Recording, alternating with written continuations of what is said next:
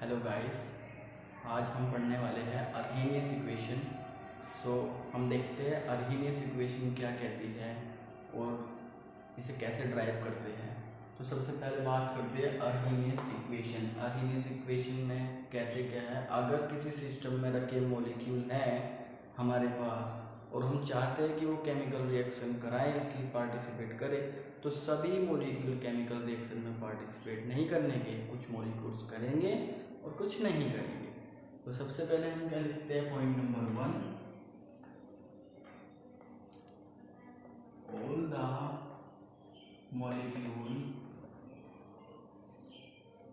molecules of a system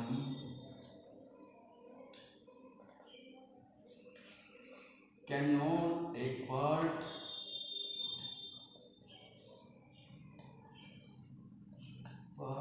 in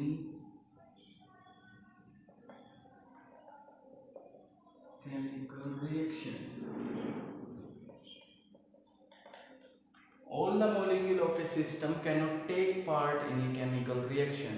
कहने का मतलब ये है, किसी सिस्टम के सभी मॉलिक्यूल केमिकल रिएक्शन में पार्टिसिपेट नहीं करते।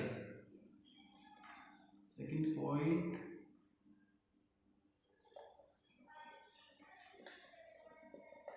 certain number of molecule take part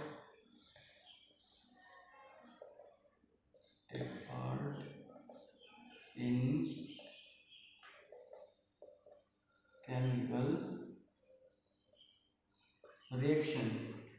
कुछ ही मॉलिक्यूल केमिकल रिएक्शन में पार्टिसिपेट करते हैं जिनको हम बोलते हैं reacting molecule.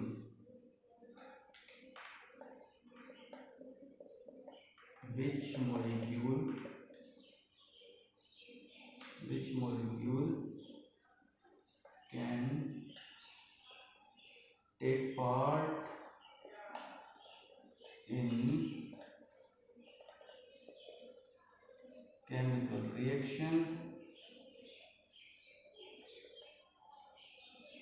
they are known as which molecule can take part in chemical reaction। जो मॉलिक्यूल केमिकल रिएक्शन में पार्टिसिपेट करते हैं उनको बोलते हैं active molecule. Active molecules। And number 4 point, which molecules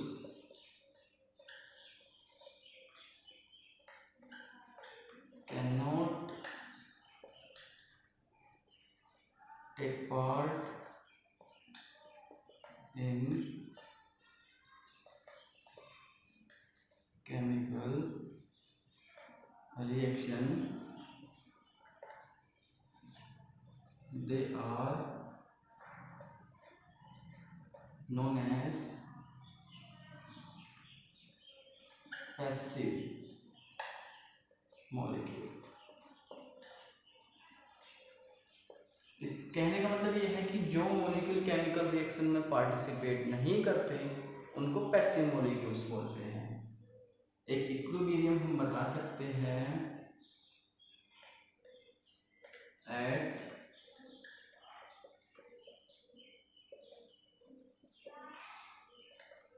at equilibrium of active and passive molecule,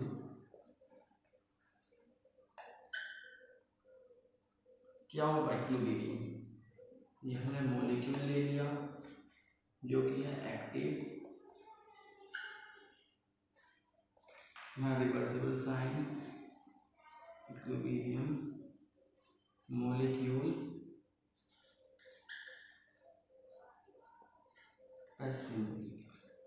ठीक, तो अर्हेनियस equation क्या कहती है कि जो मॉलिक्यूल्स होते हैं किसी सिस्टम के, वो सभी मॉलिक्यूल केमिकल रिएक्शन में पार्टिसिपेट नहीं करते, उनमें से कुछ मॉलिक्यूल्स एक्टिव होते हैं जो पार्टिसिपेट करते हैं, और जो पार्टिसिपेट नहीं करते वो पैसिव मॉलिक्यूल्स होते हैं।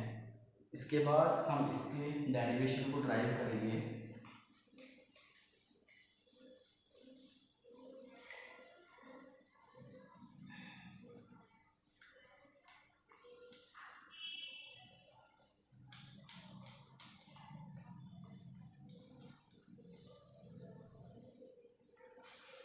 ठीक, डेरिवेशन क्या कहता है इसका?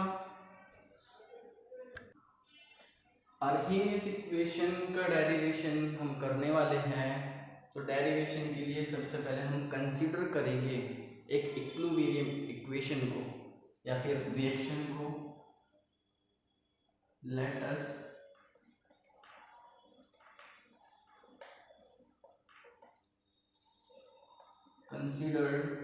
consider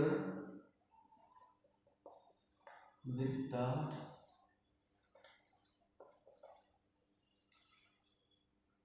help of a reversible reaction. हमने मान ली रिएक्शन इसमें A प्लस B ये इक्विलिब्रियम कंडीशन में है, ये C plus D। A plus B यहाँ रिएक्टेंट है एंड C, ये जो C और D है ये प्रोडक्ट है। तो हम अब इसको ड्राइव करते हैं। इसमें हम मानेंगे जो फॉरवर्ड के लिए है वो रेट K1 है एंड बैकवर्ड के लिए रेट K2 है। तो हम लिख सकते हैं rate of backward and rate of forward, मतलब दोनों के लिए लिख सकते हैं। सबसे पहले हम फॉरवर्ड के लिए लिखेंगे rate of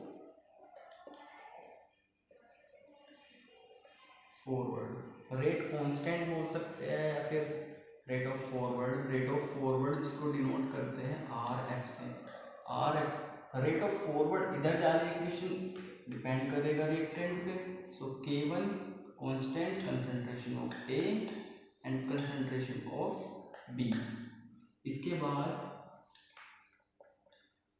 rate of backward, backward के लिए RB जिसका K2 है, इसके लिए रिएक्टेंट ये होंगे। So concentration of C and concentration of D। ठीक, at equilibrium condition, equilibrium condition के लिए हम क्या करेंगे, जो रेट ऑफ फॉरवर्ड है एंड रेट ऑफ बैकवर्ड है उन दोनों को इक्वली रखेंगे। Eight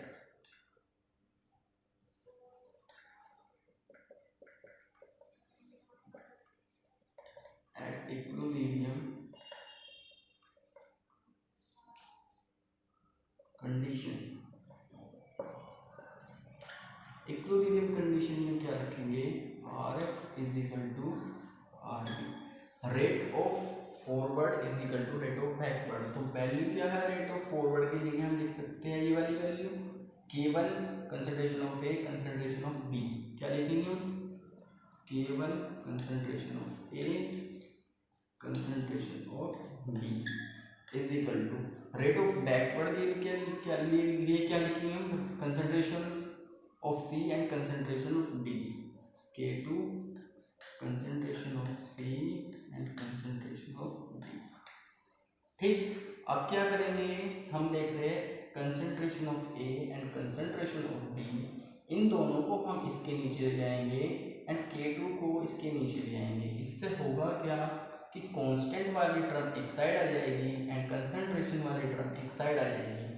so K1 upon K2 is equal to concentration of C concentration of D upon, अब क्या देंगे हम, ये दोनों नीचे पहुंच जाएंगे, concentration of A concentration of B।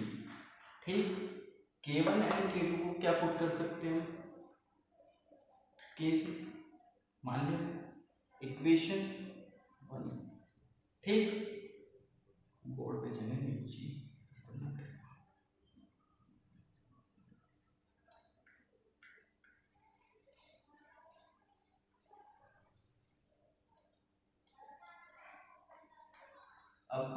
Help लेने वाले हैं थर्मोडायनेमिक्स वांट हाफ की।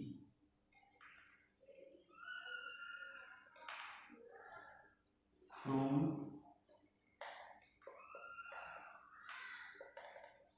Thermodynamic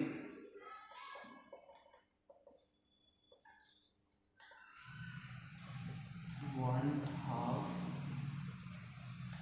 equation. Thermodynamic van't Hoff equation क्या होती है? d upon D T L N, ये नेचुरल लॉग है, एल एन के सी इजिकल टू एनर्जी के टर्म में होती है del E upon R T square. ठीक, हम ये बता दें ये नेचुरल लॉग है, एल एन यहाँ पर नेचुरल लॉग है, के सी यहाँ पर कांस्टेंट को डिनोट कर रहा है, ये ई है हीट ऑफ एनर्जी, आर है कांस्टेंट एंड टी स्क्वायर जो है टी डिनोट कर रहा है यहाँ पर टेम्परेचर को। सो अब हम क्या करेंगे, यहाँ पर वैल्यू पुट करेंगे E1 डेल ई जो है ये होता है E1 माइनस E2। ठीक, सो एंड Kc की वैल्यू, Kc की वैल्यू क्या होती है K1 upon K2, since Kc is equal to K1 upon K2। ठीक, अब यहाँ हम दोनों वैल्यू पुट कर देंगे, क्या आएगा d over D T L N K1 upon K2 is equal to E1 minus E2 R T square. ठीक, अब हम क्या करेंगे, हमें पता है log x upon Y is equal to log x minus log y होते हैं, log का फॉर्मूला अप्लाई करेंगे एंड यहाँ देख रहे हैं हम ये जो वैल्यू है E1 एंड E2, E1 के नीचे are T square minus E2 को अब नीचे आर टी स्क्वायर, अलग अलग दोनों वैल्यू को सेपरेट कर देंगे तो क्या आएगा हमारे पास d over D T L N K1 minus d over D T L N K2 is equal to E1 upon R T square minus E2 upon R T square. ठीक,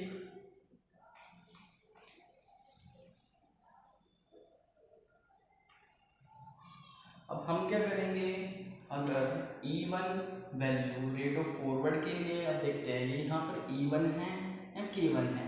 अगर हम K1 की वैल्यू फॉरवर्ड के लिए ले रहे हैं, इसके लिए E1 की वैल्यू केवल फॉरवर्ड के लिए लिए और K2 जो है रेट ऑफ बैकवर्ड उसके लिए E2 की वैल्यू लेंगे तो दोनों को सेपरेट कर सकते हैं, ना दोनों को सेपरेट। तो हम इसको क्या लिखेंगे, if E1 and E2 are assumed to be characterized of the forward and backward reaction, लिख सकते हैं, इसको सेपरेट कर लेंगे, क्या होगा d over D T L N K1 is equal to E1 upon R T square.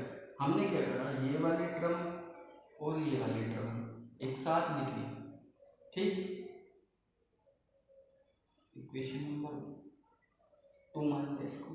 इसके बाद d over D T L N K2 is equal to E2 upon R T square. Equation 3 हो गई। अब क्या करेंगे, हम देख रहे हैं ये d अपॉन डी टी हमें हटाना है तो इसके लिए हम इंटीग्रल यूज करेंगे। दोनों वैल्यू में d अपॉन डी टी जो है ये डिफरेंशियल फंक्शन में हटाना है तो उसका अपोजिट इंटीग्रल लेंगे। सो अब हम इंटीग्रल करेंगे, नीचे तो आने का नहीं, ऊपर करते हैं।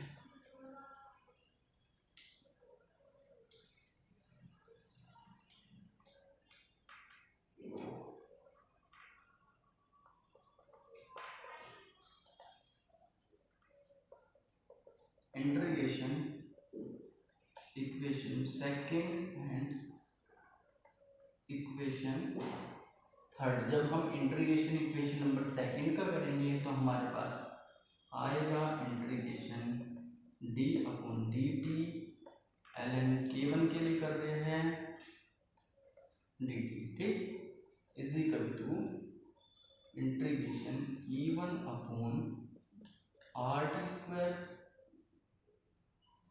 dt, ठीक। अब हम इसका इंटीग्रल करेंगे तो क्या आएगा, ये कैंसिल हो जाएगा, यहाँ पर आएगा ln k1 is equal to, अब हम यहाँ पर किसका होगा e1 अपॉन RT, तो ये कांस्टेंट है, केवल टी स्क्वायर का होगा, टी स्क्वायर का इंटीग्रल 1 अपॉन टी स्क्वायर का integral minus 1 upon T, so value आएगी माइनस e1 अपॉन RT, ठीक, प्लस एक कांस्टेंट आएगा, इंटीग्रल कांस्टेंट,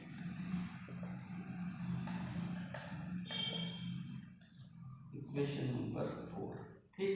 अब इक्वेशन 3 के लिए सेम कंडीशन,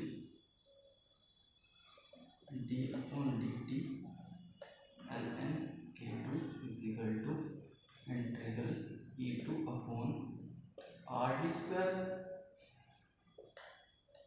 dt, ठीक। अब इसका हम इंटीग्रल करेंगे,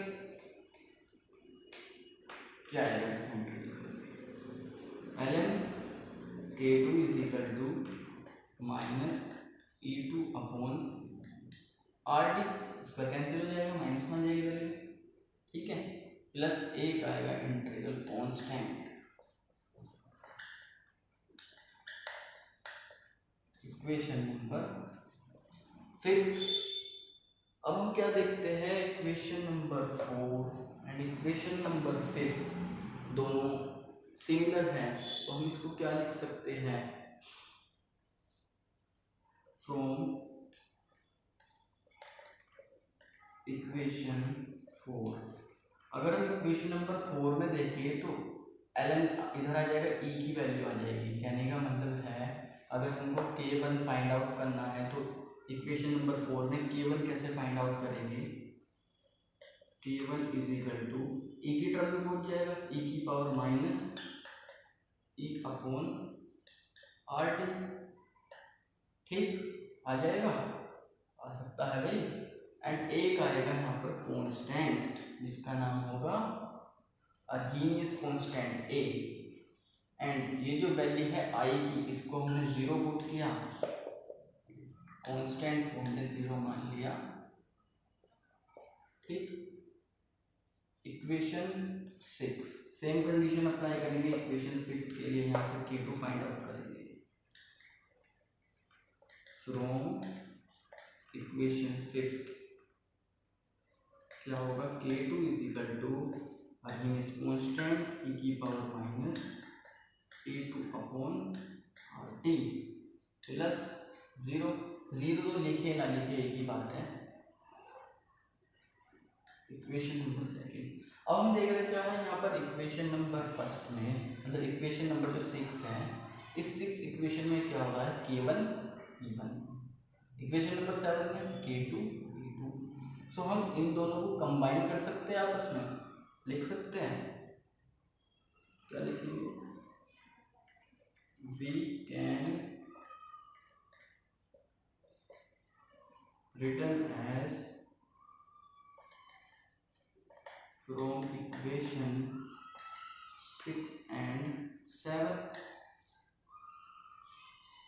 क्या लिखेंगे, केसी मान लेंगे इसको, K C is equal to a constant as it is, E as it is minus E upon R T square, energy भी नोट कर रहा, एनर्जी को क्या ले लेंगे यहाँ पर, ई ए मान लेंगे दोनों का, ये हो गई एक्टिवेशन एनर्जी, सो यही हमारी अर्हीनियस इक्वेशन है। Thank you very much for watching this video.